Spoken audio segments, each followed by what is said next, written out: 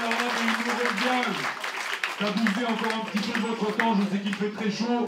mais donc, pour tirer quelques conclusions rapides au sujet de ce meeting.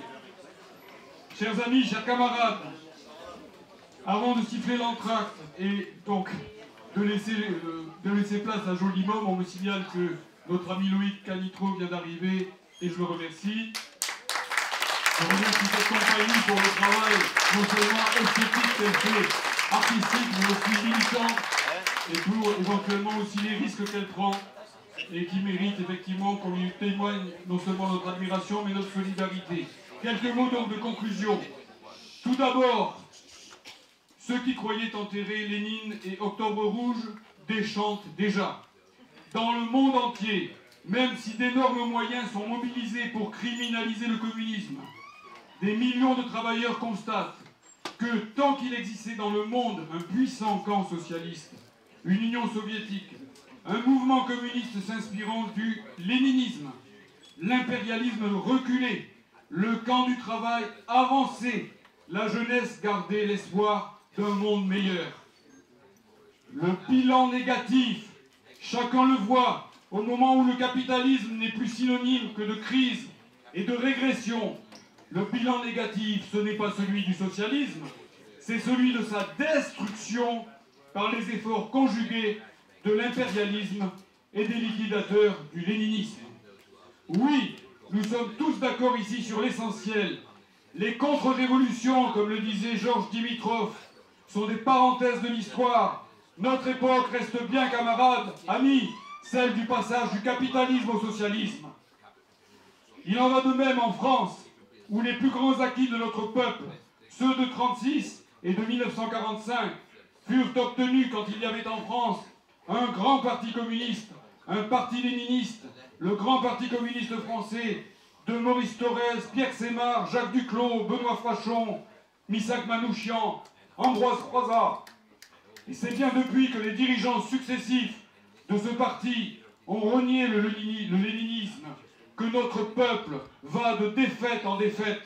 et qu'il est actuellement confronté à la plus grande offensive réactionnaire de l'après-guerre sous l'égide de Macron, MEDEF et de l'Union européenne. C'est pourquoi, du même mouvement, nous, pôle de Renaissance communiste en France, nous appelons à reconstituer un grand mouvement communiste international s'inscrivant fièrement dans la continuité de la Commune, d'Octobre Rouge, de l'Internationale communiste, y compris de son 7e congrès de 1935, qui, en articulant dialectiquement révolution socialiste et large front populaire et patriotique, s'est inscrit de manière créatrice dans la lignée du léninisme, cette recherche permanente du rôle dirigeant de la classe ouvrière au sein d'un très large rassemblement isolant l'ennemi principal et préparant la lutte finale pour le pouvoir populaire. C'est pourquoi enfin nous sommes dans le droit fil de Lénine, à égale distance du sectarisme des uns et de l'opportunisme dissolvant des autres, quand nous appelons du même mouvement à sortir la France, par la gauche, par la voie progressiste, de l'euro, cette monnaie faite austérité, de l'Union européenne, cette prison des peuples, de l'OTAN, cette machine à mondialiser les guerres impérialistes, et du capitalisme, ces 4 sorties que nous n'opposons pas comme autant d'étapes séparées, faut-il le dire, mais comme une dynamique unique menant à la rupture révolutionnaire. Et pour construire, petit clin d'œil, cette France franchement insoumise, FFI, à l'Union européenne du capital, alors que les amis anti-léninistes du parti de la gauche européenne ne conservent plus la référence au communisme que pour bloquer la renaissance communiste en France,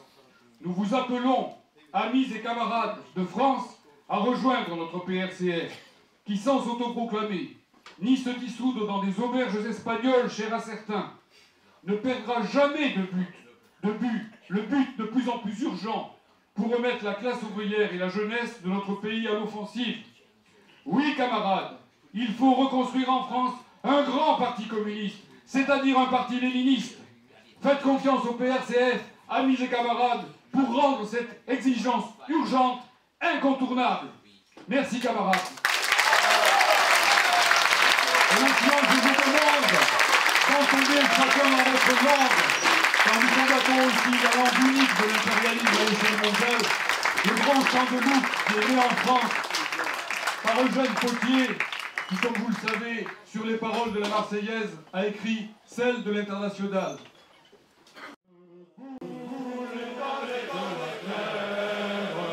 Les forçats de la